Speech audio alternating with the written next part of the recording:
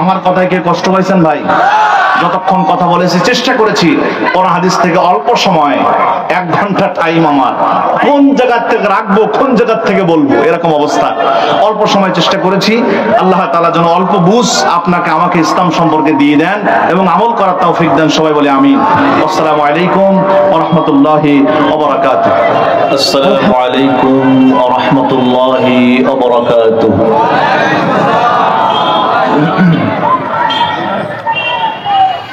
إن الحمد لله الأكرم الذي خلق الإنسان وكرم وعلمه من البيان ما لم يعلم فسبحان الذي لا يحصى امتنانه باللسان ولا بالقلم نشهد أن لا إله إلا الله وحده لا شريك له ونشهد أن سيدنا وسندنا وحبيبنا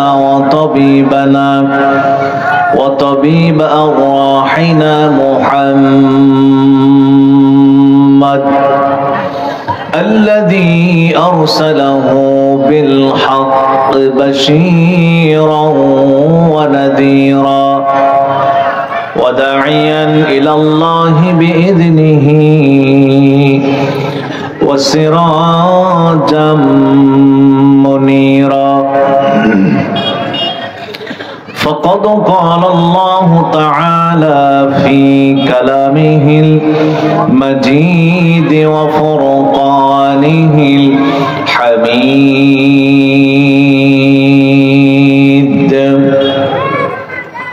সবাই আমার সঙ্গে সঙ্গে পড়ুন আউযু বিল্লাহি মিনাশ শাইতানির রাজীম বিসমিল্লাহির রাহমানির রাহিম شرع لكم من الدين ما وصى به نوحا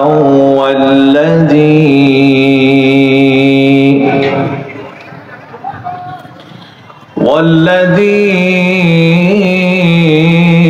أوحينا إليك وما وصينا به إبراهيم وموسى وعيسى أن أقيموا الدين ولا تتفرقوا فيه إلى آخر الآية.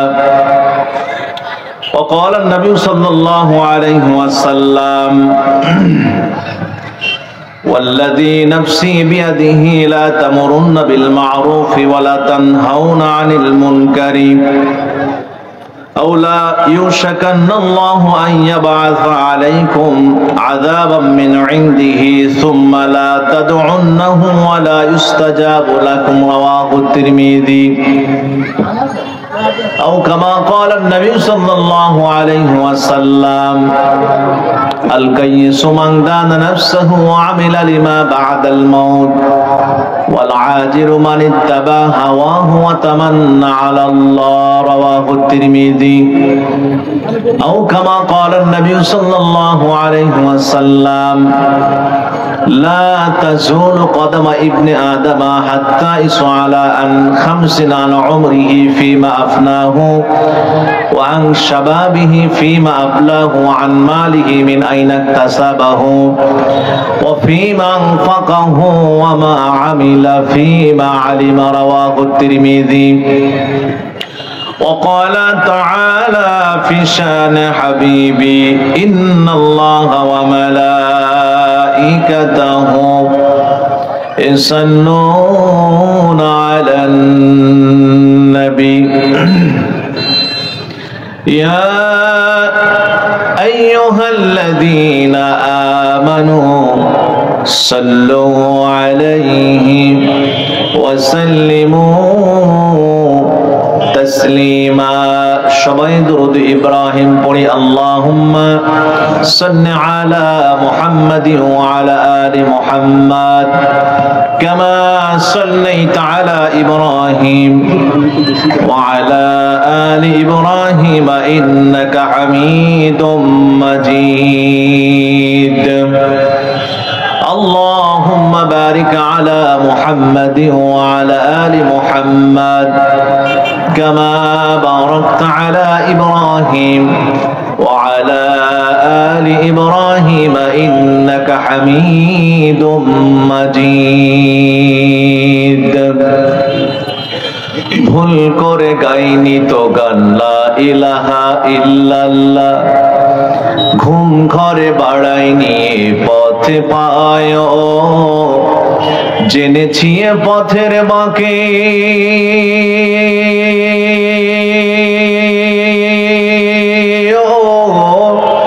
জেনেছি পথের বাঁকে হাজার প্রাণের খুন ঝরেছে এ পথে চলতে গিয়ে কত না পাথর খায়ে শহীদের রক্ত বে যুগ যুগ ধরে ভিজিবে গা ভুল করে গাইনি তো গান লা ইলাহা ইল্লাল্লাহ হামজার বুক হিন্দায় চিড়ে কলিজা ছিঁড়ে খায় খাবাবের কত রক্ত চুষেছে জ্বলন্ত কয়লায় ঠিক না হামজার বুক হিন্দায় চিড়ে কলিজা ছিঁড়ে খায় খাবাবের কত রক্ত চুষেছে জ্বলন্ত কয়লায় এ পথে সফেদ কাফন হাজার হাজার শহীদ আছে এ পথে হাত হারানো পা হারানো গাজী আছে ও এ পথে সফেদ কাফন হাজার হাজার শহীদ আছে এ পথে হাত হারানো পা হারানো গাজী আছে ও শহীদের বুকের মাঝে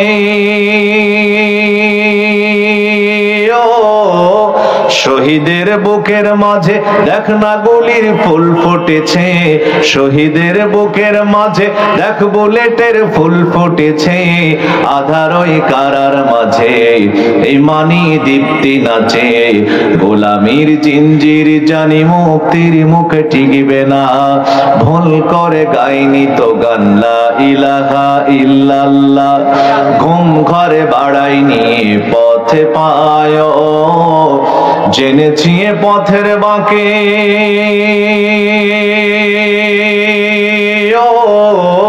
জেনেছি পথের বাঁকে হাজার প্রাণের খুন ঝরেছে এ পথে চলতে গিয়ে কত না পাথর খায়ে শহীদের রক্ত বে যুগ যুগ ধরে ভিজবে গা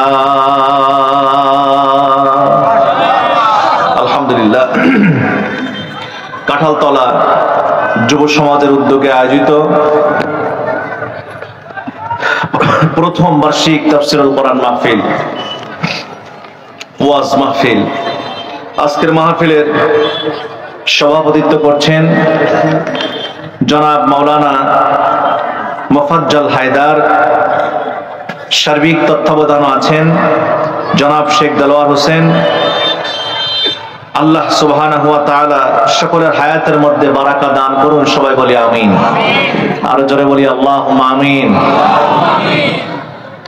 আজকে মাহফিলের চিফ গেস্ট প্রধান মেহমান প্রধান আলোচক জনাব হযরত মাওলানা গোলাম রব্বানী যুক্তিবাদী গাইবান্ধা আমার খুবই কাছের বড় ভাই আল্লাহ তাআলার কাছে দোয়া করব ভাইয়ের দেহকে মনকে শরীরটাকে যেন আল্লাহ তাআলা আজকে আমাদের কাছে দ্বীনের দাওয়াতের খাতিরে সুস্থ করে দেন সবাই বলি আমিন আর জোরে বলি আল্লাহুম্মা আমিন আমাদের মাঝে যেন প্রাণ খুলে তিনি বয়ান করতে পারেন সেই তৌফিক আল্লাহ তাআলা তাকে দান করুন সবাই বলি আমিন স্টেজে বসা আছেন আমার পাশে আমার খুবই কাছের প্রিয় ভাই হাফেজ আল আমিন বিন মুস্তাফা সাথে আছেন হাফেজ মুমিনুর রহমান স্টেজে বসা আছেন আমার খুবই কাছের ভাই সহ বিশেষ করে জিল্লুর রহমান ভাই আমার সাথে খুবই ঘনিষ্ঠতা আরো স্টেজে নাম না জানা অত্র এলাকার বিভিন্ন শ্রেণী পেশার সম্মানিত ব্যক্তিবর্গ, সামনে বসা আছেন দিনদার পরেশগার মুত্তাকি ভাই ও বাবাজিরা, সকলকেই আলোচনার মোকদ্দমায় জানাচ্ছে আনুষ্ঠানিকতার মধ্য দিয়ে আন্তরিক সালাম। বিশেষ করে আমার মা বোনরা আছেন পর্দার আড়ালে, আছেন নাকি মা বোনরা? মা বোনরা আছেন পর্দার অন্তর অবস্থান করছেন সহ সকলকে জানাচ্ছি আবারও আন্তরিক সালাম মোবারকবাদ। আসসালামু আলাইকুম ওয়া রাহমাতুল্লাহি ওয়া বারাকাতুহু। আপনারা সবাই কেমন আছেন? আলহামদুলিল্লাহ। তবে আপনাদের আলহামদুলিল্লাহর আওয়াজ শুনে খুব বেশি ভালো মনে হলো না।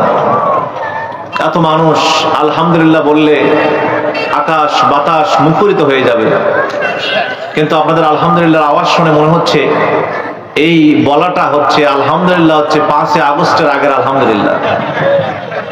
হ্যাঁ, 5 আগস্টের পরে তো আলহামদুলিল্লাহর আওয়াজ এমন হওয়ার কথা না, ঠিক কিনা? আওয়াজ বাড়াতে হবে কি হবে না? শ্রোতা বক্তার ভিতর থেকে বের করে নেবে আলোচনা। রাজি আছেন আপনারা? রাজি আছেন? তাহলে আমি আবার জিজ্ঞেস করছি, আপনারা সবাই কেমন আছেন? আরো জোরে বলেন, কেমন আছেন? রব্বানা লাকাল হামদ হামদান কাসীরান তাইয়িবান মুবারাকান ফি মুবারাকান ফি। ভালো থাকার মতো শ্রেষ্ঠ নিয়ামত যিনি দান করেছেন তিনি কে? আরো জোরে বলেন, তিনি কে? আপনাকে আমাকে এখানে যিনি এনেছেন তিনি কে? সব সময় সে আল্লাহর প্রশংসা করবেন কি করবেন না? করা যাবে কি যাবে না? সুবহানাল্লাহ, আলহামদুলিল্লাহ, আল্লাহু আকবার এগুলো জোরে বলা যাবে ইনশাআল্লাহ। খুব ভালো লাগলো আজকে এখানে মাহফিলে আসার সঙ্গে সঙ্গে মাহফিল কমিটির আয়োজন দেখে, তাদের মেহমানদারি দেখে আমরা মুগ্ধ হয়েছি। আলহামদুলিল্লাহ বলেন। যদিও 17 বছর পর এই মাহফিলটা এখানে অনুষ্ঠিত হচ্ছে, দীর্ঘদিন একটা জিনিস ফালানো থাকলে মরিচিকা জমে কি জমে না? জমে না? কিছু ভুল ত্রুটি আমাদের থাকবে। দীর্ঘদিন এই ময়দান ফালানো থাকার কারণে আবার চালু হলে আস্তে আস্তে সব মরিচিকা দূর হয়ে যাবে ইনশাআল্লাহ। চলুন আমরা আর দেরি করবো না, মূল আলোচনায় চলে যাই। আচ্ছা, আজকে যে লোকগুলো আমরা এখানে আসলাম, আচ্ছা আমাদের মেইন টার্গেটটা কি বলেন তো দেখি? শেষ টার্গেট কি? লাস্ট অফ অল, একেবারে শেষ টার্গেট কি? আপনার চিন্তা ভাবনা কি? কি চান আপনি? চাওয়া পাওয়া কি? আরো জোরে কোন চাওয়া পাওয়া কি? এই তো লাইনে আসছেন, আল্লাহর জান্নাত। আমরা জান্নাত চাই, আলহামদুলিল্লাহ কোন। তাহলে সবাই একটা স্বার্থে ঘোরে, স্বার্থ সবার মধ্যে আছে। আমরাও এখানে এসেছি, এখান থেকে তো তাবারক দেওয়া হবে না, খেজুরি আছে নাকি? না। তাহলে আমাদের শর্ত হচ্ছে আমরা আল্লাহর জান্নাত চাই। কি চাই? জোরে কোন কি চাই?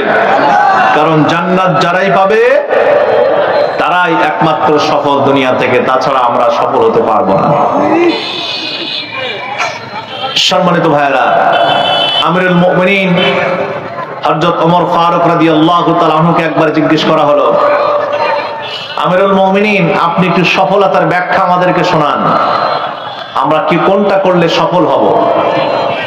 অনেকেই দুনিয়ায় সফলতা খোঁজে, সম্পত্তির মধ্যে সফলতা আছে না নাই? সম্পদ যা আছে আরো লাগবে, আরো চাই, আরো চাই, আরো চাই, আছে না নাই? কথা কন্যা কেন আছে না নাই? আছে। রাসূল বলেছেন কবরের মাটি ছাড়া ওর পেট ভরবে না। সমাজের মধ্যে কিছু মানুষ আছে আবার যারা দেখবেন চাই হলো ক্ষমতা। 17-18 বছর চলে গেছে, একটা শ্রেণীর মানুষ তারা চেয়েছিল আমরা ক্ষমতার চেয়ারটাকে মজবুত করে ধরে রাখতে চাই, এটার মধ্যে সফলতা তারা মনে করেছিল। জোরে বলেন ঠিক কিনা? তাদের চিন্তা ভাবনা ছিল এটাই। দেশের হাজার হাজার মানুষ, ছাত্র ছাত্রী দুনিয়া থেকে বিদায় নিয়ে চলে যাক, কিন্তু আমার চেয়ার ঠিকঠাক। সাউন্ডটা আরো বাড়াতে হবে ভাই, ভলিউম কই? এই অপারেটর কই? সাউন্ডটা ঠিক করেন ভাই, আরো একটু আওয়াজটা বাড়ায় দেন যেন আমার কানে আওয়াজটা ভালো পায়। প্রধান বক্তা ভাইয়ের আসার আগেই সবকিছু ঠিকঠাক হয়ে যাবে। তাহলে 17-18 বছর ধরে তাদের টার্গেট ছিল একটা, যা আমাদের মনে হয় যদি আমরা চেয়ার ধরে রাখতে পারি তাহলে আমরা সফল। তারা এটার মধ্যে সফলতা খুঁজেছিল, কিন্তু ক্ষমতার মধ্যে কোনো সফলতা নাই, সম্পত্তির মাঝে কোনো সফলতা নাই। আর এইগুলোর পিছনে যারা ছোটে, তিনটা জিনিসের পিছনে মানুষ যখন দৌড়ায়, মানুষের হিতাহিত জ্ঞান থাকে না। মানুষের চোখ থাকতেও মানুষ চোখে কাজ করে না, বিবেক থাকতেও বিবেকে কাজ করে না, মানুষের কান থাকতেও মানুষরা কানে শুনতে পায় না। এত করে আমরা নিষেধ করেছিলাম তোমরা মানুষের বুকে গুলি করো না, কিন্তু আমাদের কথা শুনেছে? জোরে কন্যা কেন শুনেছে? কারণ তাদের হিতাহিত জ্ঞান ছিল না, তাদের চোখ থাকতেও চোখ ছিল না, কান থাকতেও কান ছিল না। তিনটা জিনিসের পিছনে মানুষ যখন দৌড়ায় তখন অন্ধ হয়ে যায়। একটা হলো ক্ষমতা, 2 নাম্বার হলো সম্পদ, 3 নাম্বার হলো নারী। যখন কোন যুবক নারীর পিছনে দৌড়ায়, ওর হিতাহিত জ্ঞান থাকে না, ওর বিবেক কাজ করে না, মাথায় কাজ করে না। আব্বা আম্মা যতই বুঝায় তুই ওই মেয়ের বিয়ে করিস না, ও বলে যে না আমার ওই জান্নাত তারারে চাই। কথা কন না কেন আপনারা? ওই জান্নাত তারার আমার লাগবে। এজন্য এক পর্যায়ে আব্বা আম্মার কথা ওভারটেক করে ওই জান্নাত তারারে নিয়ে পালায় যায় কি যায় না? এই তিনটা শ্রেণীর মানুষ, এই তিনটা জিনিসের পিছনে যখন মানুষ দৌড়ায়, মাথায় কাজ করে না, হিতাহিত জ্ঞান থাকে না। আল্লাহ রাব্বুল আলামিন বলতেছে যদি মানুষের হিতাহিত জ্ঞান না থাকে, চোখ থাকার পরও চোখ না থাকে, চোখে কাজ না করে, কান থাকার পরও যদি কানে না কাজ করে, তাহলে ও আর মানুষ থাকে না, ওটা হয়ে যায় 4 পেয়ে জানোয়ার।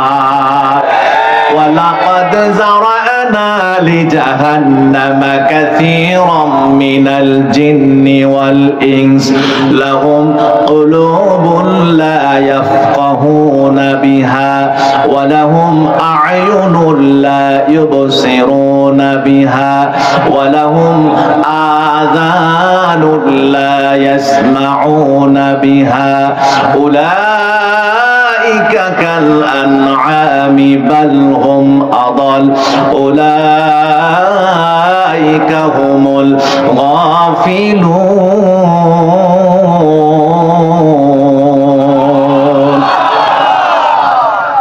আল্লাহর নাম আরো আসতে নেন।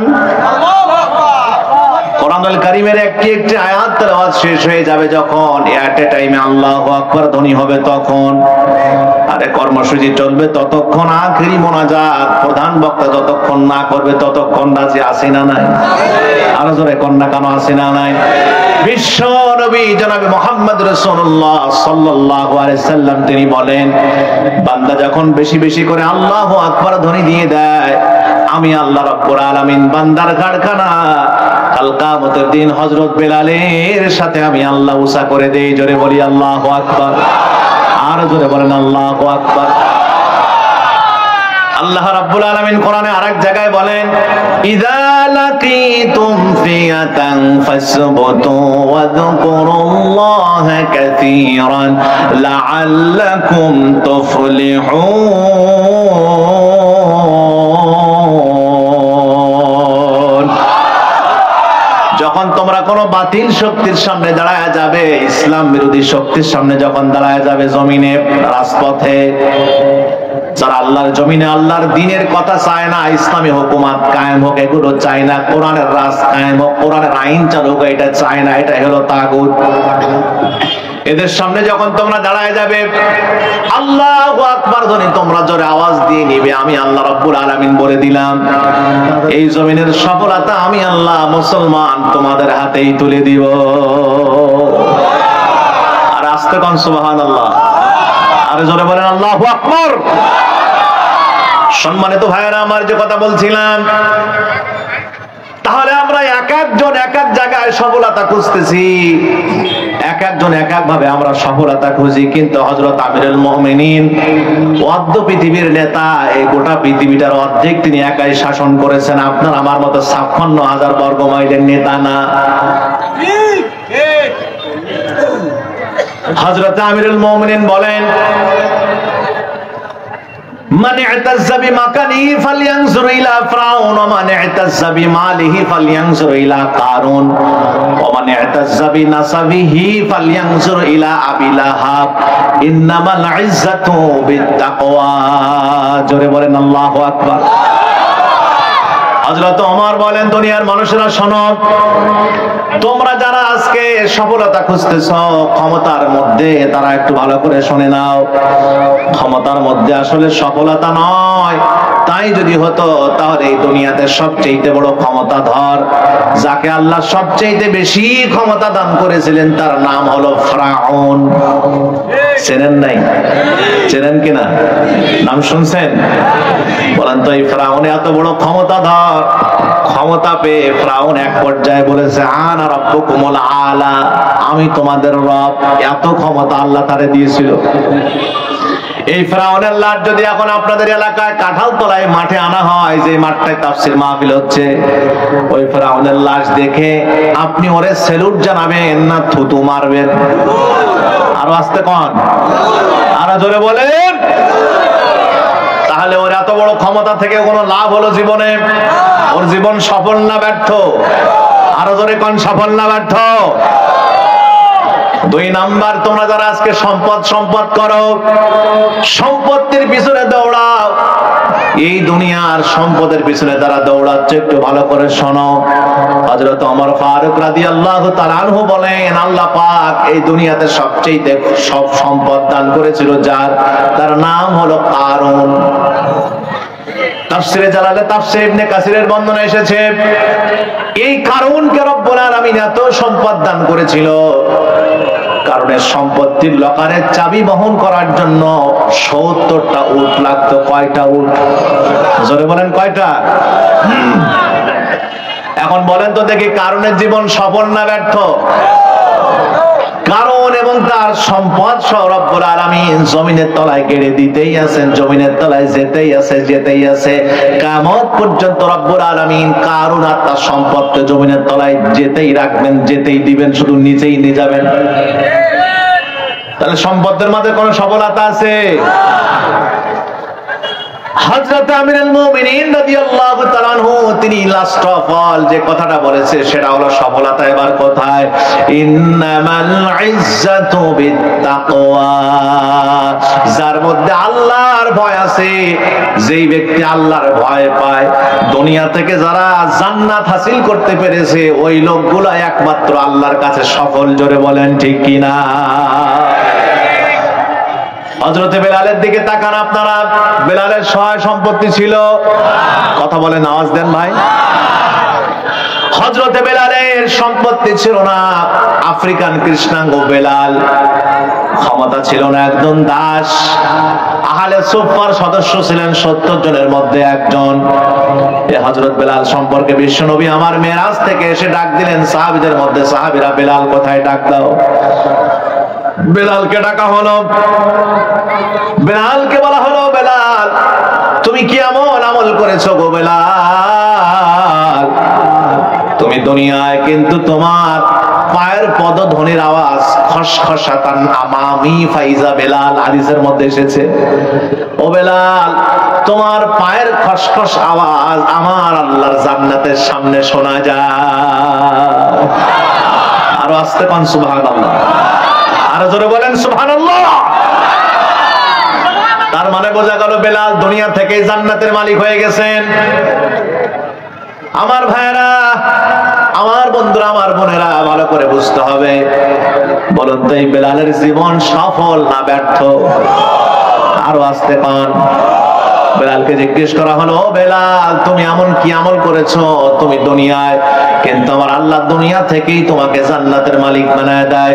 হযরতে বেলাল বলেন, ইয়া রাসূলুল্লাহ, ইয়া হাবিবাল্লাহ, একটা আমল ছোট্ট আমার জীবনে আমি ধরে রেখেছি। সে আমলটা হলো, আমি যখন ওযু করি, ওযু করার সঙ্গে সঙ্গে কোনো কথাবার্তা না বলে মহান রব্বুল আলামিনের সন্তুষ্টির জন্য 2 রাকাত করে তাহিয়াতুল ওযুর নামাজ পড়ে ফেলি। নবীজি বললেন, বেলাল যতদিন বাঁচবে বেলাল, এই 2 রাকাত করে নামাজ তুমি ছেড়ে দিও না। আমরা এই আমলটা করতে পারবো কি পারবো না? রাজি আছি সবাই? রাজি রাজি আছি সবাই? আল্লাহর জান্নাত চাই? কারা কারা হাত তোলেন? আল্লাহ কবুল করুন হাতগুলো, জোরে বলি আমিন, আর জোরে বলি আল্লাহুম্মা আমিন। এদিক ওদিকে যারা ঘোরাফেরা করছেন, মেহেরবানি করে ফাঁকা জায়গাগুলো আপনারা ফিল আপ করে দেন। আমাদের আলোচনা চলছে, এরপরে আমার আলোচনার পরে প্রধান মেহমান উনি চলে আসবেন, আবদারি করবেন না, ফাঁকা জায়গাগুলো ফিল আপ করে দেন। সম্মানিত ভাইয়েরা, বন্ধুরা আমার, হযরত বেলালকে রব্বুল আলামিন দুনিয়া থেকেই জান্নাতের মালিক বানায় দিয়েছেন। এর চাইতে সফলতা আর হতে পারে না। এজন্য আপনি আমি যারা এই দুনিয়াতে আছি, আমাদেরও টার্গেট থাকতে হবে দুনিয়া থেকে আল্লাহর জান্নাতটা হাসিল করা। রাজি আছি না নাই? আছেন না নাই? আছেন না নাই? আল্লাহ কবুল করুক, জোরে বলি আমিন, আর জোরে বলি আল্লাহুম্মা আমিন। এখন যদি সেই জান্নাত আপনি আমি পেতে চাই, তাহলে আমাকে আপনাকে কিভাবে জীবন চলা লাগবে, আপনার আমার জীবনটা কোন কায়দায় চালাতে হবে, কিভাবে আপনার আমার জীবন পরিচালনা করতে হবে, সে ব্যাপারে আপনাকে আমাকে একটু তথ্য, একটু জানা, একটু জ্ঞান রাখার দরকার আছে কিনা? আছে, আছে। চলুন তাহলে এবার মূল জায়গায় চলে যাই। অনেকে চিন্তা ভাবনা করতেছি আমরা, মনে হয় নামাজ পড়লে আমি জান্নাতে চলে গেলাম, আর কিছু করা লাগবে না, নামাজের মধ্যেই জান্নাত। মসজিদের কোনায় ঢোকে আর ঢোকে সুবহানাল্লাহ আলহামদুলিল্লাহ জিকির করতেই থাকে, করতে থাকে, মনে করে নামাজ আর জিকির আমাকে জান্নাতে নিয়ে যাবে। এমনটা নাকি? এমনটা? অনেকে বলে হুজুর নামাজ পড়লাম, রোজা রাখলাম, হজ করলাম, যাকাত দিলাম, এতিম অসহায় যারা তাদেরকে খাওয়ালাম, মেহমানদারি করলাম, পিতামাতার সেবা করলাম, এতেই তো জান্নাত। এর বাইরে আর জান্নাত কি আমারে ঠেকায়? আমারে কি ঠেকায় জান্নাতে যেতে? এগুলোর মধ্যে অনেকে জান্নাত খুঁজতেছেন, কিন্তু আসলেই কি তাই? সমাজের মধ্যে অসংখ্য খারাপ কাজ আবার আপনারা জড়িত আছেন, অথচ চিন্তা করতেছেন ওটা যাই থাকে থাক, কিন্তু আমি নামাজ পড়তেছি, এই নামাজ আমাকে জান্নাতে নিয়ে যাবে। চিন্তা ভাবনা এরকম আছে না নাই? অনেক নামাজি আছে সুদে টাকা লাগায়, আছে কিনা? হ্যাঁ, সেও চাচ্ছে আমি জান্নাতে যাব। অনেক মানুষ আছে সমাজের মধ্যে যারা নামাজ পড়ে আবার জেনা ব্যভিচার করে, তার চিন্তা এই নামাজ আমাকে জান্নাতে নিবে। যদিও একটু জেনার অপরাধ আছে, প্লাস মাইনাস হয়ে, প্লাস হইলে আমি জান্নাত। আছে না নাই চিন্তা? এক একজন এক এক ভাবে চিন্তা করতেছি আমরা।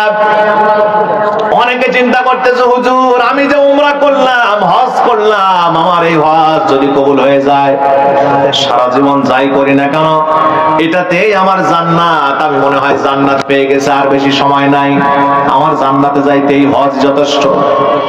আসলে কি তাই? জান্নাত যদি আপনি পেতে চান, এই কোরআনুল কারীমের কিছু মানবেন, কিছু মানবেন না, এরকম চিন্তা করা যাবে?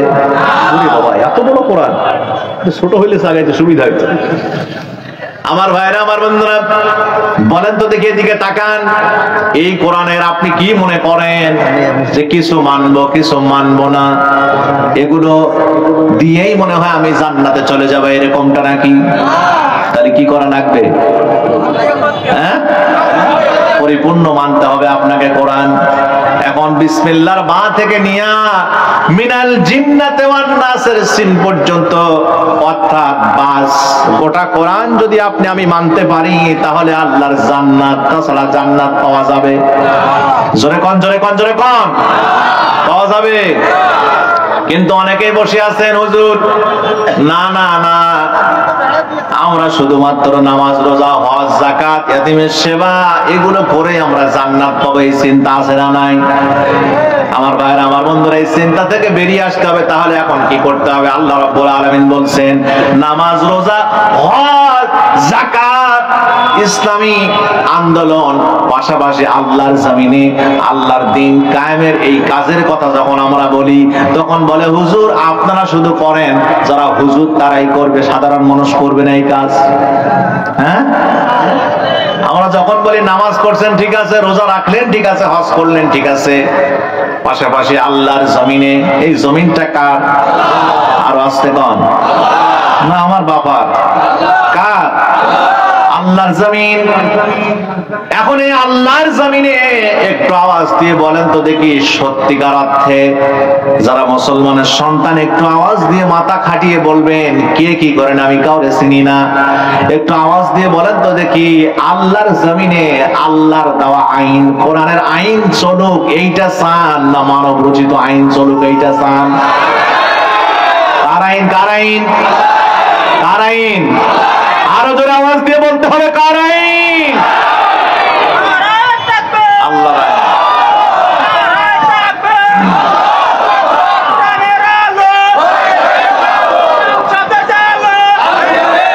আল্লাহ কবুল করুন। একটু স্লোগান কম দিবেন, আমার সময় কম, একটু অল্প দিয়ে সামনে আগাবো আমরা ইনশাআল্লাহ, ঠিক আছে?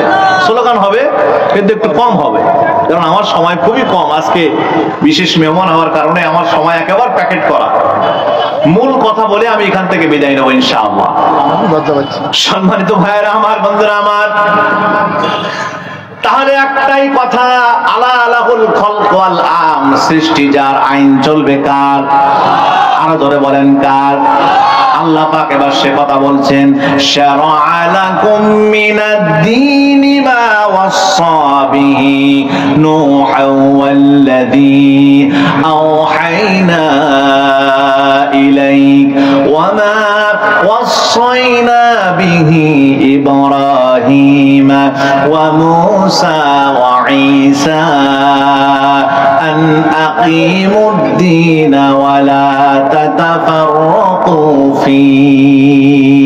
জোরে করুন আল্লাহু আকবার। ইলা আখিরিল আয়াত।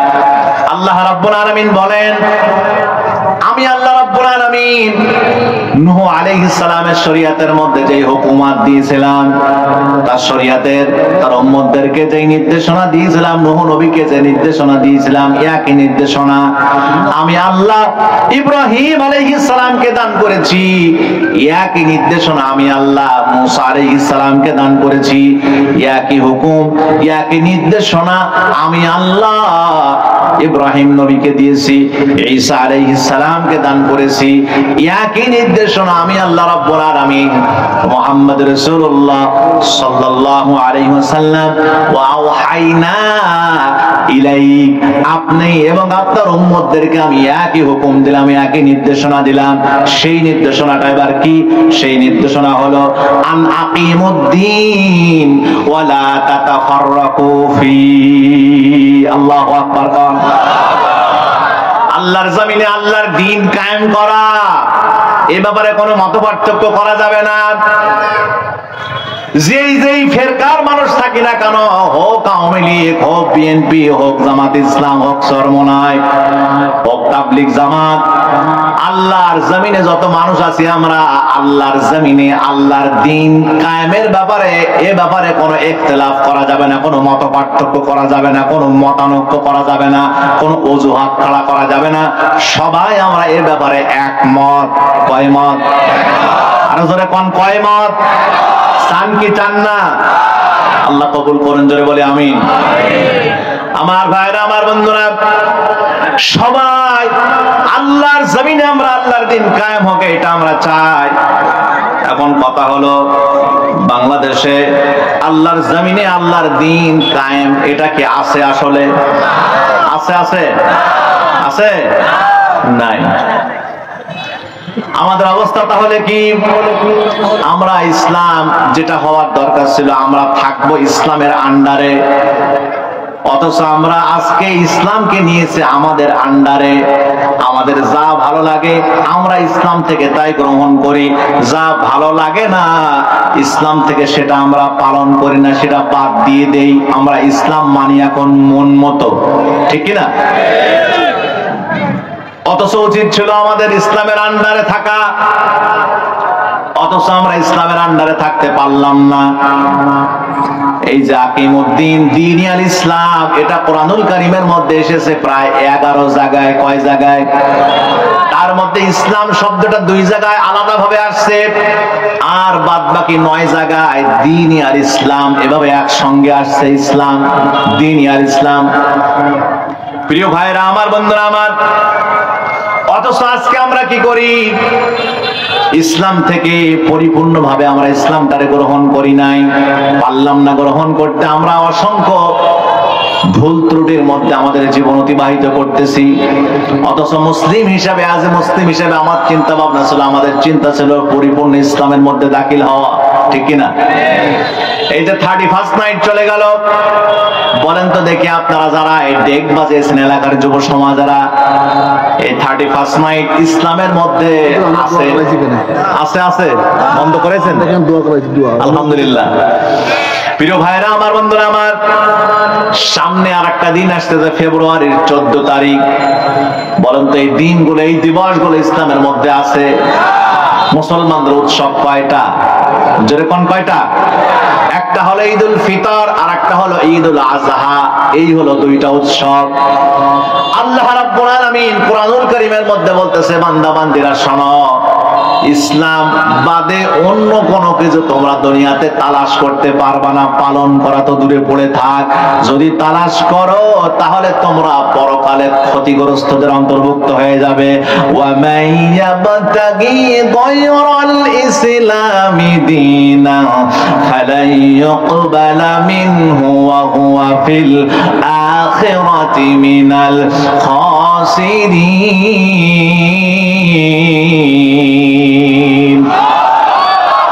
আল্লাহ রাব্বুল আলামিন বলেন, মানা তো পড়ে থাক, ইসলামের বাহিরে তোমরা অন্য কোনো কিছু তলাশি করতে পারবে না। যখন তোমাদের সামনে কেউ কোনো উৎসব নিয়ে আসবে, আগে খুঁজবে এটা ইসলামের মধ্যে আছে কিনা, ঠিক কিনা?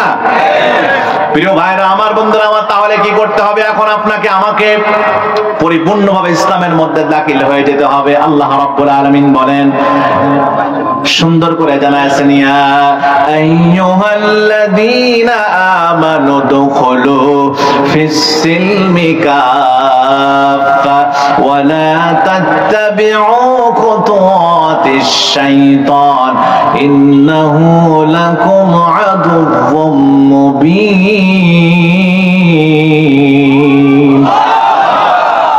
আল্লাহ রাব্বুল আলামিন বলেন, হে ঈমানদারেরা, তোমরা পরিপূর্ণভাবে ইসলামের মধ্যে দাখিল হয়ে যাও। কিছু মানবা, কিছু মানবা না, তা হবে না, তা হবে না। সুবিধাবাদ জিন্দাবাদে মুমিন হওয়া যাবে না। ঠিক আছে কথা? কোরআনের কিছু আয়াত মানবে আর কিছু তুমি মানবে না। কোরআনের কিছু আয়াত মানবে আর কিছু তুমি মানবে না।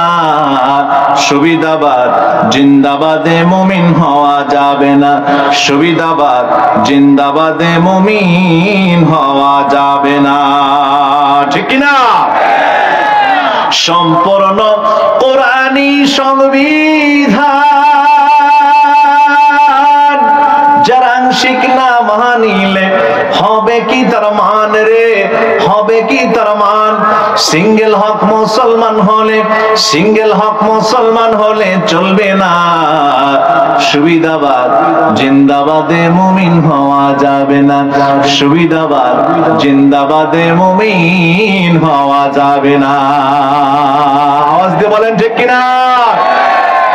অনেকে নামাজ পড়ে, রোজা রাখে, হজ করে, যাকাত দেয়, কিন্তু আল্লাহর জমিনে আল্লাহর দ্বীন কায়েম হোক এটা চায় না। জোরে কোন ঠিক কিনা? এই সমস্যা আছে না নাই? আর জোরে বলেন না, কেন আছে না নাই? অনেকেই বলে কোরআনে নাকি রাজনীতি নাই। কোরআনে রাজনীতি নাই? হ্যাঁ, তাহলে কেন আল্লাহ ইন্নাদ দীন ইনদাল্লাহিল ইসলাম, Islam is complete code of life, এ কথা আল্লাহ কেন বললেন? যদি ইসলামে, কোরআনে যদি রাজনীতি নাই থাকবে, সব কথা কোরআনে আছে না নাই? আর জোরে কম, আর জোরে কম আছে। প্রিয় ভাইরা আমার, এখন আপনাকে আমাকে গোটাটাই মানতে হবে। বলেন তো, আল্লাহর জমিনে আল্লাহর দ্বীন কায়েম, এই কাজটা ফরজ, ওয়াজিব, সুন্নাত, মুস্তাহাব, না ফরজে কিফায়া, না সুন্নাতে জায়েদা? কোনটা? কোনটা? কিছু লোক বললেন, কিছু লোক বললেন না, তার কারণ কি? আওয়াজ দিয়ে বলেন, আল্লাহর জমিন আল্লাহর দ্বীন কায়েম হোক, ইসলামের আইন, কোরআনের আইন বাস্তবায়ন হবে।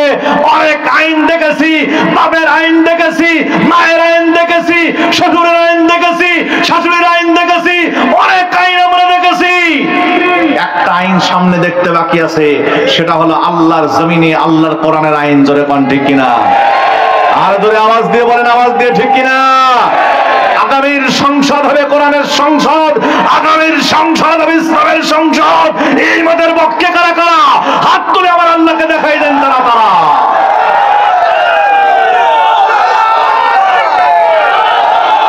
আল্লাহ কবুল করুন, জোরে বলে আমিন। প্রিয় ভাইরা, আমাদেরকে কি করতে হবে তাহলে? এখন পরিপূর্ণ ইসলাম মানতে হবে। সব ফরজের বড় ফরজ, এক কথায় আল্লাহর জমিনে আল্লাহর দিন কায়েম, কোরআনের রাজ কায়েম, আইন কায়েম করা। জোরে কোন ঠিক কিনা? আকিমু, তোমরা কায়েম করো, প্রতিষ্ঠা করো, বাস্তবায়ন করো। যখন কায়েম হয়ে যাবে তখন এটাকে বলা হয় মুকিম। যখন কায়েম হয় না, মুকিমের বিপরীত শব্দ হলো মুসাফির। আছে না নাই? বলুন তো, বাংলাদেশে ইসলাম মুকিম অবস্থা আছে না মুসাফির অবস্থা আছে? জোরে কোন, মুকিম না মুসাফির? মুসাফির অবস্থা আছে। অথচ উচিত ছিল, আল্লাহ 1500 বছর আগে বলেছে আকিমুদ্দিন, আকিমুদ্দিন, আল্লাহর জমিন আল্লাহর দিন কায়েম করো। আমরা আল্লাহর দিন কায়েম করতে পারলাম না।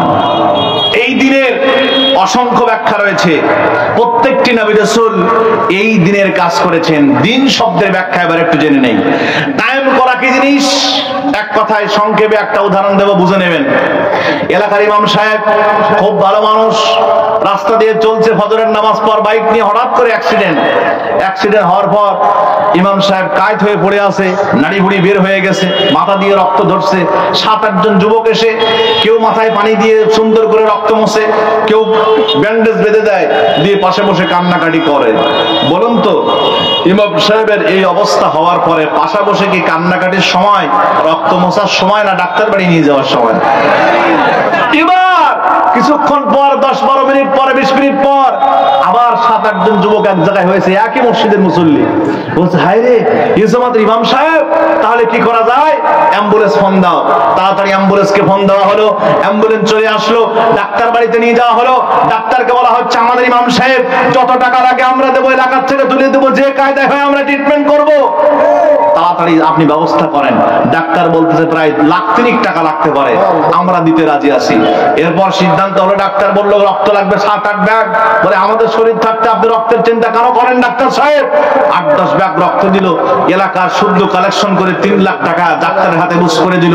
ডাক্তার সুন্দর করে ট্রিটমেন্ট দেওয়ার পর 1 সপ্তাহ পর ওই ইমাম সাহেব আবার ফজরের নামাজে সূরা নাবা ইমামের জায়গায় দাঁড়ায় তেলাওয়াত করতেছে। তাহলে ইমাম সাহেব আবার কায়েম হলো কি হলো না? আরো জোরে কোন, আরো জোরে বলেন। যেই 7 জন যুবক প্রথমে সুন্দর করে রক্ত মুছতেছিল, এই কাজটা হলো খিদমতে দিন।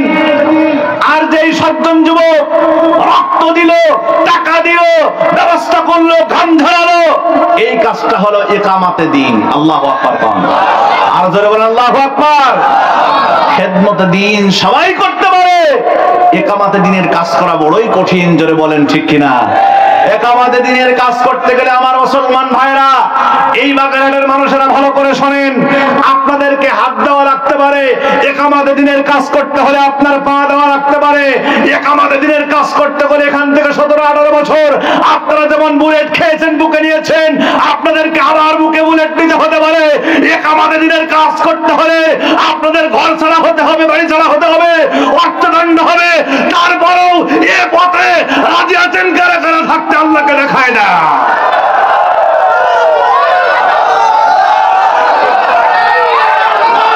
আল্লাহ সকলকেই কবুল করুন। জোরে বলে আমিন, আরো জোরে বলে আল্লাহুম্মা আমিন। প্রিয় ভাইরা, এবার আসুন দিনের ব্যাখ্যায়। আসুন এবার দিনের ব্যাখ্যায়। দিন শব্দের অনেকগুলো অর্থ পাওয়া যায়। 1 নম্বর অর্থ হচ্ছে দিন মানে হলো পরকাল। দিন মানে কি? জোরে কোন, দিন মানে কি? আল্লাহ পাক বলতেছে মালিক ইয়াউমিদ্দিন, বিচার দিবসের মালিক। এখানে দিন মানে পরকালকে বোঝানো হয়েছে। 2 নম্বর, দিন মানে হচ্ছে ধর্ম।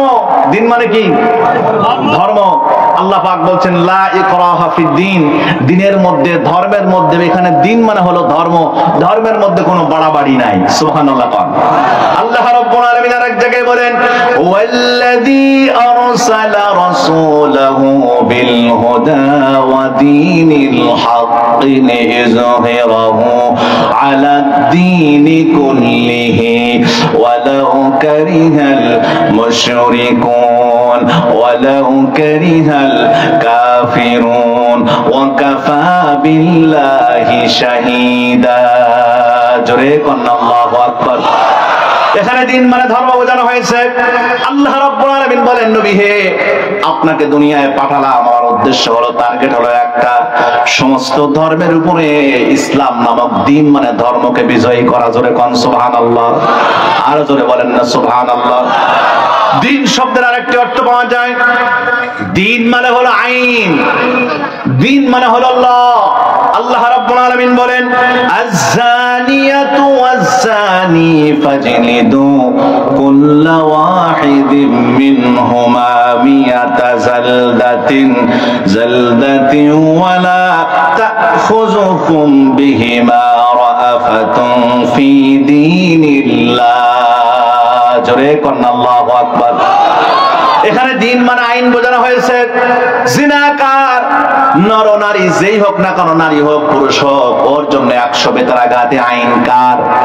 আরো জোরে কোন না কেন, এই আইন কার? এখানে দিন মানে আইনের কথা বোঝানো হয়েছে।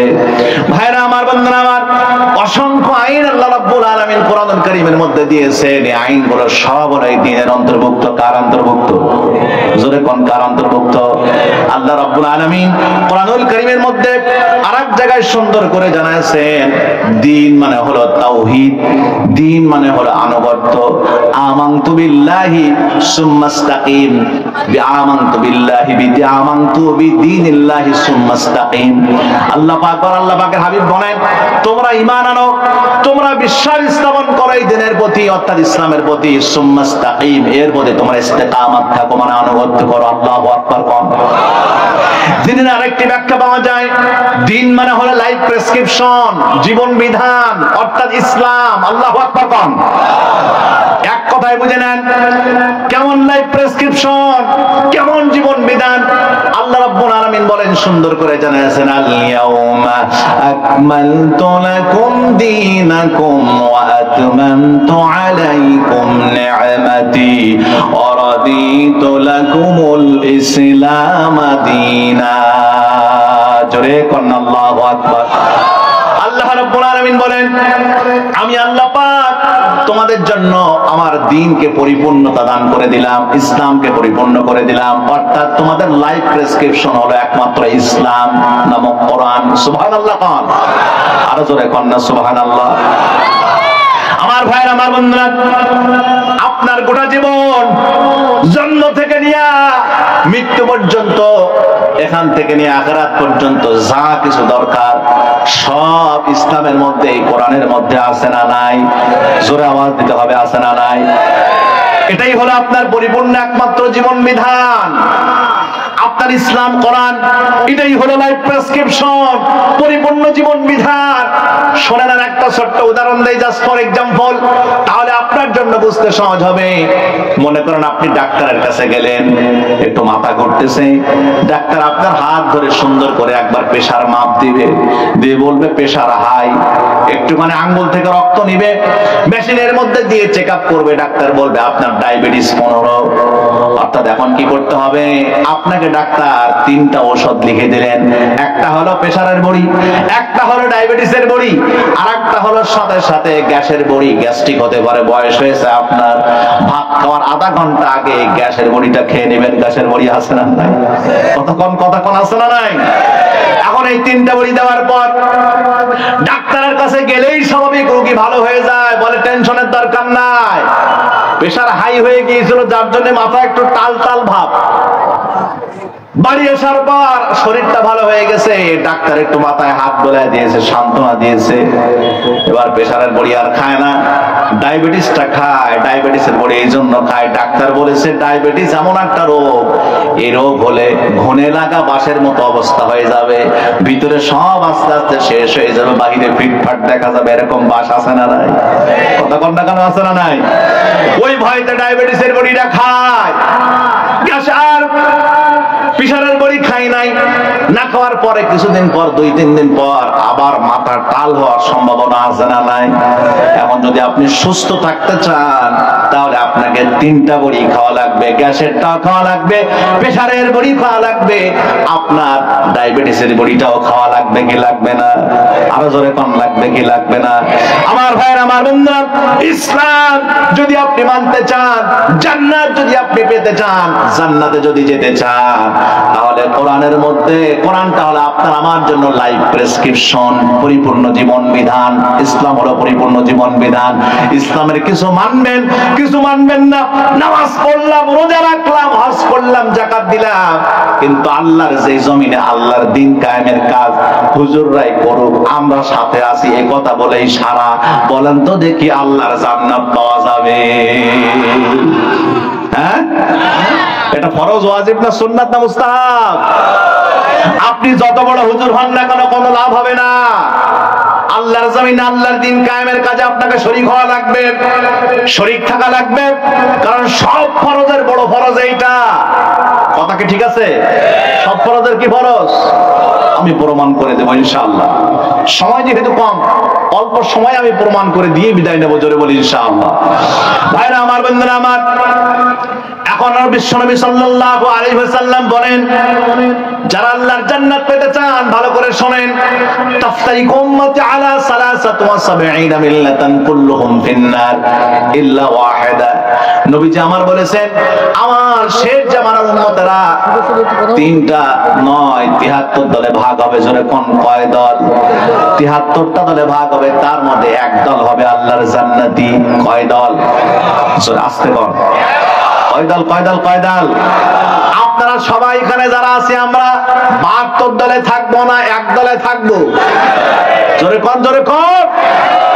একদল। লাভের আশা কেউ ছাড়ে না বাঙালি, দেখছেন ভাইজান? আমার ভাইয়ের, আমার বন্ধুরা, সবাই আমরা এক দলে থাকতে চাই, 72 দলে যেতে চাই না। সাহাবারা জিজ্ঞেস করলেন, ইয়া রাসূলুল্লাহ, ইয়া হাবিবাল্লাহ, ওই একটি দল কারা যারা আল্লাহর জান্নাতি হবে শেষ জামানার উম্মতের মধ্যে? বিশ্বনবী আমার বলেন, মা আনা আলাইহি ওয়া সাহাবী, ওই একটি দল হলো তারা যারা আমি নবী, আমার জীবন আদর্শ, আমার সাহাবীদের জীবন আদর্শ যারা লালন পালন করবে, ওই একটি দল আল্লাহর জান্নাতি হয়ে যাবে। জোরে কোন সুবহানাল্লাহ। আরো জোরে চিৎকার দিয়ে বলেন সুবহানাল্লাহ। এখন আসুন আমার নবীর জীবনটা একটু পর্যালোচনা করি, সংক্ষেপে, এক কথায় দু কথায়। 63 বছরে আমার নবী শুধু মসজিদের মধ্যে সুবহানাল্লাহ সুবহানাল্লাহ কইছিলেন? হ্যাঁ, জিহাদের ময়দানে যান নাই, অন্যায়ের বিরুদ্ধে প্রতিবাদ করেন নাই। 27টি যুদ্ধে আমার নবী সুলতানে মদিনা আহমদ মুস্তাফা মুহাম্মদ মুস্তাফা জনাবে মুহাম্মদ রাসূলুল্লাহ সাল্লাল্লাহু আলাইহি সাল্লাম তরবারি হাতে নিয়ে আগে সেনাপতির দায়িত্ব পালন করেছেন। জোরে বলেন ঠিক কিনা? আবার ওই নবীজি রাতের বেলায় তাহাজ্জুদের নামাজ এমন কায়দায় সেজদা দিয়েছেন, মা আয়েশা মাঝে মাঝে চিম দিতেন যে বেঁচে আছে না মারা গেছে। নবীজি যখন নড়াচড়া করতেন, মা আয়েশা বুঝতে পারতেন নবীজি এখনো জিন্দা আছে। তাহলে আমার নবীজি আবার রাতের বেলা এসে যুদ্ধের ময়দান থেকে তাহাজ্জুদ গুজার ছিলেন কি ছিলেন না? জোরে বলেন, ছিলেন কি ছিলেন না? আমার ভাইরা, আমার বন্ধুরা, এজন্য আপনি আমি যারা এই চিন্তা করতেছি শুধুমাত্র নামাজ পড়লাম, রোজা রাখলাম, হজ করলাম, যাকাত দিলাম, জান্নাতে চলে গেলাম, অত সহজ না। জান্নাত পেতে হলে কোরআনের সব হুকুম আহকাম আপনার মানা লাগবে কি লাগবে না? আন আকিমুদ্দিন ওয়া লা তাতাফাররাকু, এ ব্যাপারে কোরআনুল কারীমের মধ্যে এক সংখ্যা এসেছে প্রায় 252টা। কয়টা? প্রত্যক্ষ কপোতাক্ষ, এভাবে আয়াতগুলো এসেছে। অ্যাঙ্গেলে আবার সরাসরি আল্লাহর জমিনে আল্লাহর দ্বীন কায়েমের ব্যাপারে এভাবে এসেছে, নির্দেশনা এসেছে। আমার নবীজির টার্গেট ছিল এটা, আল্লাহর জমিনে আল্লাহর ইসলাম কোরআনের আইন বাস্তবায়ন করা। বিশ্ব নবীজি যখন মক্কা নগরীতে পারলেন না বাস্তবায়ন করার জন্য, তখন নবীজি আমার চলে গেলেন। এবার নবীজি চলে যেতে লাগলেন মক্কা ছেড়ে মদিনায়। নবীজির হুকুম করা হয়ে গেল, নবীজি ও মুহাম্মদ আর দেরি করো না, তুমি চলে যাও দোস্ত বন্ধু আমার, কারণ মক্কা নগরীতে তোমার টার্গেট ফিলাপ হয় না, এখানে আর ব্যতিব্যস্ত হওয়ার দরকার নেই, দেরি করার দরকার নেই, অপেক্ষার দরকার নেই। এই জমিনে যত নবী আম্বিয়া আলাইহিস সালামরা এসেছেন, সবার ডিউটি ছিল একটা, সবাই নিজের জন্য, নিজের সম্পদ অর্জনের জন্য নিজের জীবনের ঝুঁকি নেন নাই, কিন্তু একটা কাজের জন্য জীবনের ঝুঁকি নিয়েছেন, সেটা হলো আল্লাহর জমিনে আল্লাহর দ্বীন কায়েমের কাজের জন্য। জোরে কোন ঠিক কিনা? ওয়ালাকাদ বা'আথনা ফি কুল্লি উম্মাতির রাসূলান আন ইবুদুল্লাহা ওয়াজতানিবুত তাগুত। জোরে বলেন আল্লাহু আকবার, আরো জোরে বলেন আল্লাহু আকবার। সবাই টার্গেট ছিল একটা, আল্লাহর জমিনে আল্লাহর দ্বীন বাস্তবায়নের চেষ্টা করা। নবীজি আবার যখন মক্কা নগরীতে পারলেন না, নবীজি চলে যাচ্ছেন মদিনার দিকে। অর্ডার হয়ে গেল, হুকুম হয়ে গেল, নবীজি আমার হুকুম হয়ে যাওয়ার সঙ্গে সঙ্গে রাতের বেলায় যাবেন। হযরত আবু বকরকে সঙ্গে করে নিয়েছেন নবীজি আমার, নিয়ে একটা দোয়া আল্লাহর কাছে করলেন, ওয়াজআলনি মিন লাদুনকা সুলতানান নাসীরা।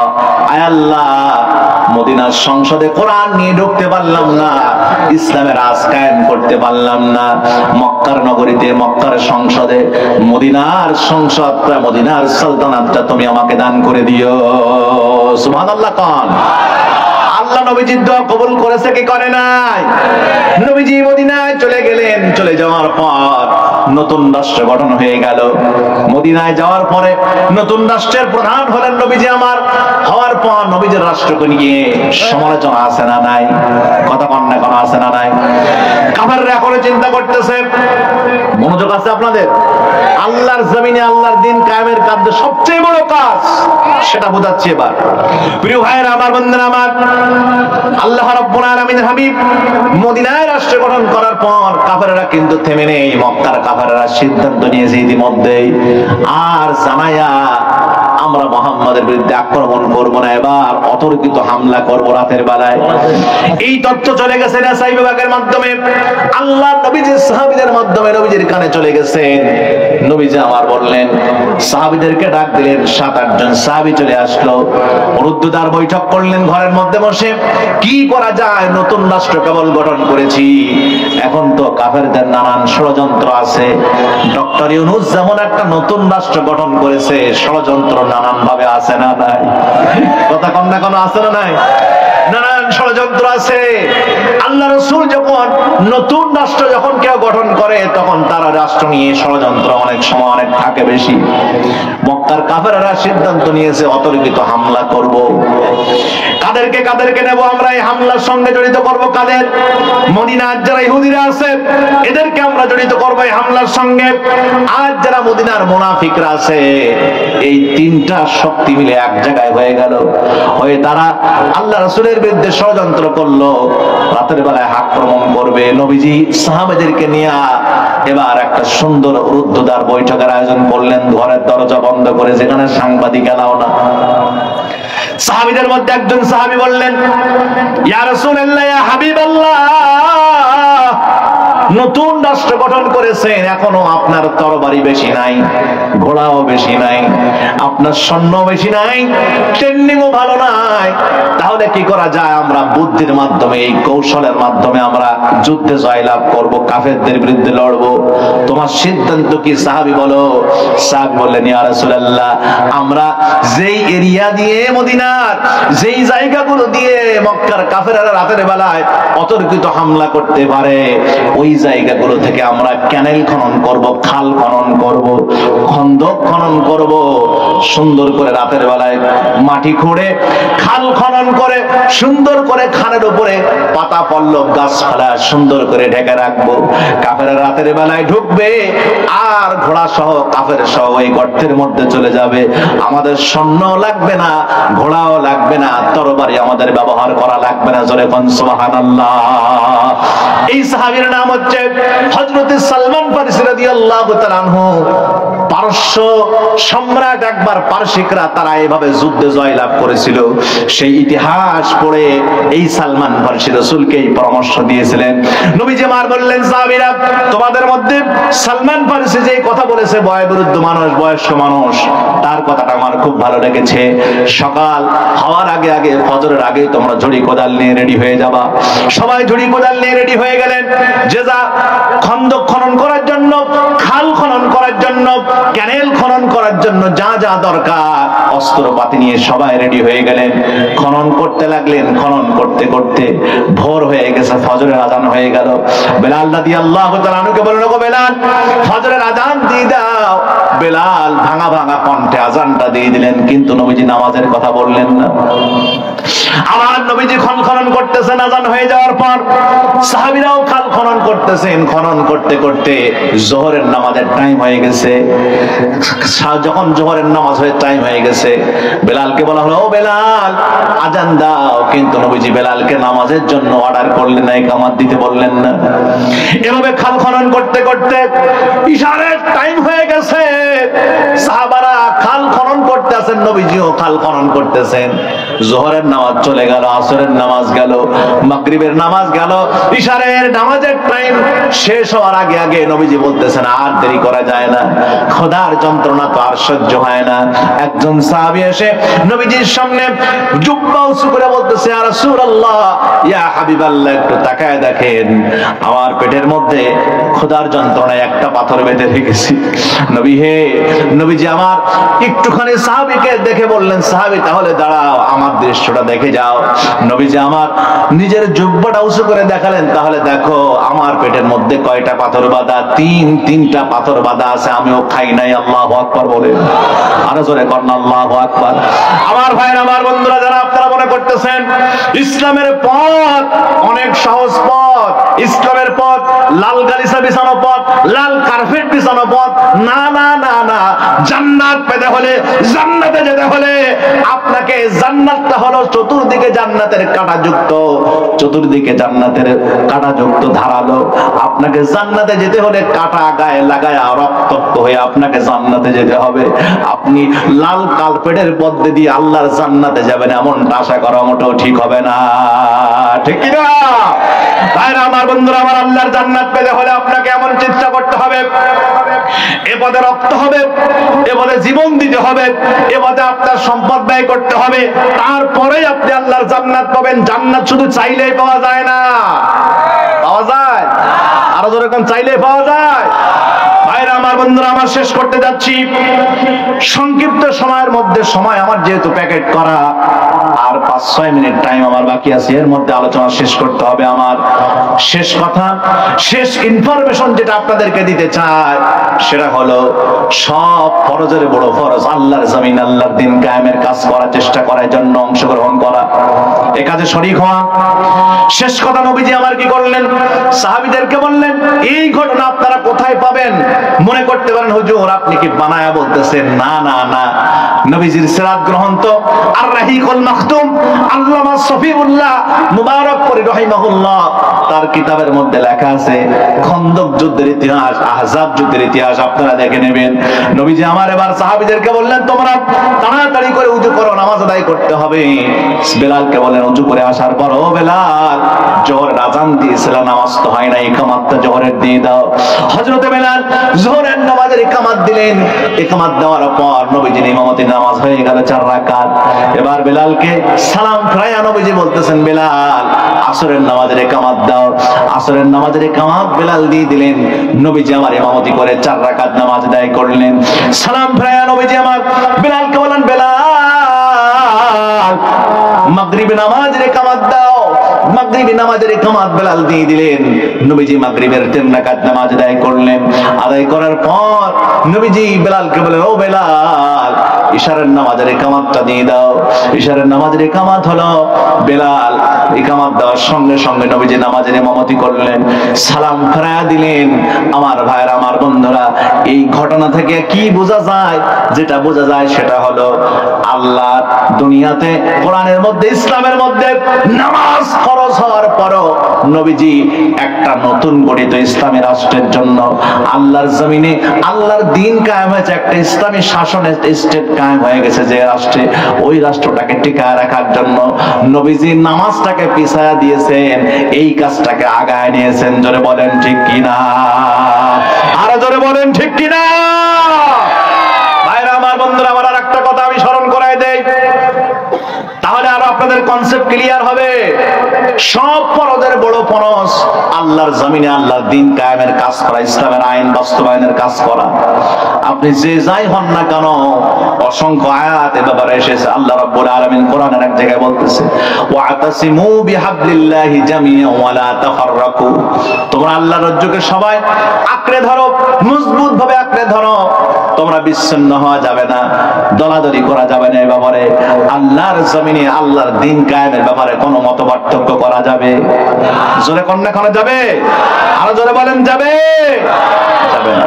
ভাইরা আমার, বন্ধুরা আমার, আল্লাহ রাসূল সাল্লাল্লাহু আলাইহি সাল্লাম যখন বদরের ময়দানে গিয়েছিলেন, একটু আওয়াজ দিয়ে বলেন তো দেখি, বদরের ময়দান সংগঠিত হয়েছিল কয় তারিখ? রমজান মাসের 17ই রমজান। কতই রমজান? 17ই রমজান বদর যুদ্ধ সংগঠিত হয়েছিল। এই বদরের ময়দানে নবীজি যখন গেলেন রোজা ব্রত অবস্থায়, সাহাবীদেরকে বলেন, ও সাহাবীরা, তোমরা রোজা ভেঙে ফেলো। রোজা যদি না ভাঙো তাহলে কাফেরদের সঙ্গে লড়তে যেয়ে তোমরা শক্তি সাহস খুঁজে পাবে না, শক্তি পাবে না। যে পরিমাণ শক্তি দরকার তোমাদের, এনার্জি দরকার তোমাদের, সেই পরিমাণ এনার্জি তোমরা শরীরের মধ্যে পাবে না। রোজা ভাঙো। তাহলে রোজা বড় না আল্লাহর জমিনে আল্লাহর ইসলাম দিন টিকায় রাখা এটা বড়? আস্তে কন, আরো আস্তে কন। আমার ভাইরা, এক শ্রেণীর মানুষদের সমাজে আল্লাহর জমিনে আল্লাহর দিন ইসলাম কায়েম হোক এটা চায় না। তার কারণ হলো, এটা যদি হয়ে যায় আমাদের নেতৃত্ব কর্তৃত্ব থাকবে না। জোরে কন ঠিক কিনা? যেই চাওয়াটা ছিল আবু জেহেলের চাওয়া। বদরের ময়দানে আবু জেহেল বলতেছে, আবু জেহেল বড় লিডার, মক্কায় 17 জন কাফের ছিল, সবার মধ্যে হায়ার এডুকেটেড পারসন হচ্ছে আবু জেহেল। আবু জেহেলকে জিজ্ঞেস করলো তার ছোট ছোট নেতা যারা, তারা বলতেছে, ও নেতা, আজকে যে আমরা মুহাম্মাদের বিরুদ্ধে যুদ্ধ করতে আসলাম, আচ্ছা সত্যি করে একটা কথা বলবা, সেটা হলো মুহাম্মদ লোকটা কেমন, মুহাম্মাদের ধর্ম সঠিক না বেঠিক? তখন তাফসীরুল কোরআনের মধ্যে এসেছে, তাফসীরের কিতাব আল্লামা সাইয়্যিদ মওদুদী রাহিমাহুল্লাহ ওনার তাফসীরের মধ্যে উনি লিখেছেন যে বদরের ময়দানে সে সময় আবু জেহেল বলেছিল, শোনো আবু লাহাব, উতবা, সাইবা, তোমরা যে কথা বলতেছো, আমার কাছে প্রশ্ন করতেছো, আমার জানা মতে মুহাম্মাদের মতো ভালো মানুষ আসমানের নিচে জমিনের উপরে আর একজনও নাই, মুহাম্মাদের ধর্ম সত্য। আর আস্তে কোন সুবহানাল্লাহ, আরো জোরে বলেন, চিৎকার দিয়ে সুবহানাল্লাহ। ওই তাহলে যুদ্ধ করতে আসলি কেন? বলে, আমার যুদ্ধ করতে আসার কারণ হলো একটা, শুনে রেখে দাও, আমি যদি আজকে যুদ্ধ করতে না আসি মুহাম্মাদের বিরুদ্ধে, যদি আমি মুহাম্মাদের ধর্ম গ্রহণ করে নেই, আমার সিয়ার তো থাকবে না। কথা কম না কোন আপনারা?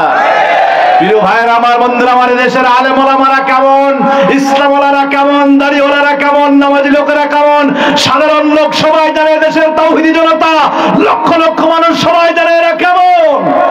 কিন্তু ইতিপূর্বে 17-18 বছর আমাদের বিরুদ্ধে জেল, জরিমানা, হামলা, মামলা, আমার সাতক্ষীরার কথা বলি, 256টা বাড়ি ঘর বুলডোজার দিয়ে ভেঙে দেওয়া হয়েছে। 7-8 বছর বাপ্পিটা রাতের বেলায় ঘুমাতে পারতাম না। একটাই অপরাধ, আল্লাহর জমিনে আল্লাহর দিন কায়েমের আন্দোলনে শরীক হয়েছে, এটাই ছাড়া কোনো অপরাধ নাই। প্রিয় ভাইরা আমার, বন্ধুরা আমার, সবাই এরা জানে কারা ভালো কারা খারাপ। তাদের একটাই চিন্তা, আগে হুজুর ঠেকাও। জোরে বলেন ঠিক কিনা? না হলে আমাদের নেতৃত্ব কর্তৃত্ব টিকে থাকবে না। কিন্তু আল্লাহ একজন আছে না নাই? চেয়ার দেওয়ার মালিক কে? চেয়ার ছেড়ে নেওয়ার মালিক কে? আরো আসতে কোন, আরো জোরে কোন। অত ইজ্জু মান তাশা অত জিল্লু মান তাশা, সম্মান দেওয়ার মালিক আমার আল্লাহ, সম্মান ছেড়ে নেওয়ার মালিক আমার আল্লাহ। জোরে কোন ঠিক কিনা? সূরা ইব্রাহিম আয়াত নাম্বার 28 আল্লাহ রাব্বুল আলামিন বলছেন ওয়া ইয়াফআলুল্লাহু মা ইয়াশা, আমি আল্লাহ যা চাই আমি আল্লাহ তাই করতে পারি। পারি কি পারি না? আল্লাহ যে পারে আমরা বিশ্বাস অনেকেই করতাম, অনেকে আবার দোদুল্যমান অবস্থায় ছিলাম। কিন্তু 5 আগস্টের দিন দুপুরবেলা আমরা বুঝতে পারলাম আল্লাহ যে আছে না নাই। জোরে কোন ঠিক কিনা? ধরে ধরে ধরে না ধরলে আল্লাহ সবাই ধরে বারবার, আবার আল্লাহ ধরে কয়বার? আরো ধরে কোন কয়বার? একবার আমার আল্লাহ এমন ধরা ধরেছে দুপুরে রান্না করা ভাত খাওয়ার টাইম যায় নাই, সৈরাচার পালায় গেছে মামুর বাড়ি দিল্লি। জোরে কোন ঠিক কিনা? আর আওয়াজ দিতে হবে জোরে ঠিক কিনা? আল্লাহ তাহলে পারে কি পারে না? পারে কি পারে না? আমার আল্লাহ এমন পারা পারে। দীপ্তি চ্যানেলে, দীপ্তি টেলিভিশনে এখান থেকে কয়েকদিন আগে, কয়েক মাস আগে যেই কালামানিক ব্যারিস্টার চেনেন না আপনারা? চেনেন কি চেনেন না? উনি বলেছিল যে সাইদি রাজাকারকে আমি নিজেই ফাঁসি দিয়েছি, ফাঁসির রায় দিয়েছি। কে দিয়েছে? ও নিজেই দিয়েছে। আমার আল্লাহ আছে না নাই? কোরআনের পক্ষে যারা কথা বলে, ইসলামের পক্ষে যারা কথা বলে, মানুষদেরকে সত্যের পথে যারা দেখাতে চায় কোনটা জান্নাতের পথ কোনটা জাহান্নামের পথ, যেই লোকটা দেখালো 50টা বছর ধরে কোরআনের দাওয়াত দিল, যেই লোকটার জীবনে এত চ্যালেঞ্জ করেছে, যেই লোকটা তিনি নিজেই স্টেট ফরওয়ার্ড বলেছেন ওই সংসদে দাঁড়িয়ে, সংসদ সদস্য থাকাকালীন, আমাকে যারা রাজাকার বলো শুনে রেখে দাও, 71-এর কোন রাজাকারের কাদা ছিটে ফোঁটা আমার গায়ে লাগে নাই। বলেছে কি বলে নাই? তোমরা যদি সাহস থাকে, বাপের বেটা হয়ে থাকো, আমার এই চ্যালেঞ্জের মোকাবেলা করো। তাকে বাহিরে রেখে কেউ চ্যালেঞ্জ মোকাবেলা করেছে ভাই? কতক্ষণ করেছে ভাই? যেই সুকরঞ্জন বালিকে তারা সাক্ষী হিসেবে গ্রহণ করেছিল, সেই সুকরঞ্জন বালি তার জানাজায় সাক্ষ্য দিয়েছে আমি সাইদিকে কোনোদিন কোনো অন্যায়ের সঙ্গে জড়িত হতে দেখি নাই, 71-এ দেখি নাই, দেখি নাই, দেখি নাই। আর তাকে নিয়ে তুমি বলো কি এই সাইদি রাজাকার? একজন কোরআনের পাখিকে তুমি এভাবে রাজাকার বলে গালি দিয়েছো, সম্বোধন করেছো। আমার আল্লাহ আছে না নাই? আরশ থেকে দেখে কি দেখে না? আমার আল্লাহ ওর অবস্থা এমন করেছে সীমান্তে কলা পাতায় শুয়ে আছে। দেখছেন কি দেখেন নাই? ডাক্তারের কাছে যখন অ্যারেস্ট করে নিয়ে যাওয়া হলো, ডাক্তার বলতেছে ওর বিসি দুটো না একটা বোঝা যায় না। এমন কিলুন কিলুইছি জনগণ। কথা কন ঠিক কিনা? এদেশের জনগণ পারে কি পারে না? জোরে কোন না কোনো পারে কি পারে না? আমরা বাঙালি একবার খেপলে কাউকে মঞ্চে থাকতে দেব না। ধরে বলেন ঠিক কিনা? 47-এ বাংলাদেশের মানুষ বিজয় ছিনিয়ে এনেছিল, 52 ভাষা আন্দোলনে এরা বিজয় ছিনিয়ে এনেছিল, 71-এ এরা বিজয় ছিনিয়ে এনেছিল, পাকিস্তানিদেরকে ল্যাংটা করে বাড়ি বানাই দিয়েছিল। করে বলেন ঠিক কিনা? যদি আবার প্রয়োজন হয় ইসলামের জন্য, আল্লাহর জমিন, আল্লাহর দ্বীন কায়েমের জন্য, এই জমিন যার আইন চলবে তার, এই কথা বাস্তবায়নের জন্য, ও মুসলমান তোমাদেরকে যদি আরেকটা বার রাজপথে ডাকা হয় ইসলামী বিপ্লবের জন্য, এখন হয়েছে গণবিপ্লব, তখন হয় ইসলামী বিপ্লব, রাজি আছো না নাই? কারা কারা আছো? হাত তুলে আমার আল্লাহকে দেখাও। লিল্লাহে তাকবীর, লিল্লাহে তাকবীর। আল্লাহ হাতগুলো কবুল করুন, জোরে বলে আমিন। প্রিয় ভাইরা আমার, এখানে আমার ভাইরা যারা আজকে সুন্দর আয়োজন করেছেন তাদের কাছে আমরা কৃতজ্ঞ। তারা এখানে আলেমদেরকে খুব সম্মান করেছেন। বিশেষ করে আমার ভাই আমাকে স্টেজে, ভাইয়ের নামটা কি ভাই? দেলোয়ার হোসেন ভাই, এই যে উনি আছেন এখানে আমাদের বিশেষ সার্বিক তত্ত্বাবধানে, উনি আসার সঙ্গে সঙ্গে আমাকে বুকে টেনে নিয়েছেন, ভালোবাসা দিয়েছেন। এই ভালোবাসা আমাদের ভাই ভাই মৃত্যু পর্যন্ত, জান্নাত পর্যন্ত যেন থাকে। সবাই বলি আমিন। আরো জোরে বলি আল্লাহুম্মা আমিন। আজকে যারা কোরআনের মাহফিলে সহযোগিতা করলো, মানুষদেরকে জান্নাত জাহান্নাম সঠিক ইসলাম বোঝানোর জন্য যারা সহযোগিতা করলো, আগামী দিনে আপনারা তাদের সাথে থাকতে রাজি আছি না নাই? কথা কন না, কোনো আছি না নাই? আল্লাহ কবুল করুন, জোরে বলি আমিন। আসসালামু আলাইকুম ওয়া রাহমাতুল্লাহি তাআলা ওয়া বারাকাতুহু।